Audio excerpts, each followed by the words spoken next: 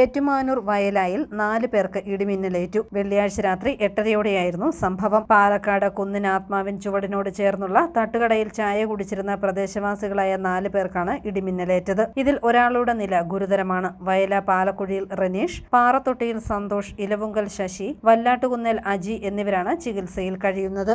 മിന്നലേറ്റ 3 പേരെ കൊണ്ട് 3 പേർക്കാണ് ഇപ്പോൾ അഡ്മിറ്റ് ആയിരിക്കുന്നത്. അപ്പോൾ ഇന്നലെ പുറലങ്ങാട് ഹോസ്പിറ്റലിലേക്ക് ഉണ്ടായിരുന്നു. പിന്നെ അവിടുന്ന് ശശി എന്ന് പറഞ്ഞ ഒരാൾക്ക് ഓക്സിജൻ ലെവൽ താഴ്ന്നുണ്ടായിരുന്നു, ശശിയേട്ടന്. അപ്പോൾ ശശിയേട്ടനെ ആണ് പുള്ളീനെ ഫോക്കസ് ചെയ്താണ് ഞാൻ മെഡിക്കൽ കോളേജ് ചെന്നത്. അപ്പോൾ റനീഷിനാണ് ശരിക്കും വേരിയേഷൻ ഉള്ളത്, ECG എടുത്തപ്പോൾ. അപ്പോൾ ഇപ്പോൾ അഡ്മിറ്റാണ്, ഒബ്സർവേഷനിലാണ്.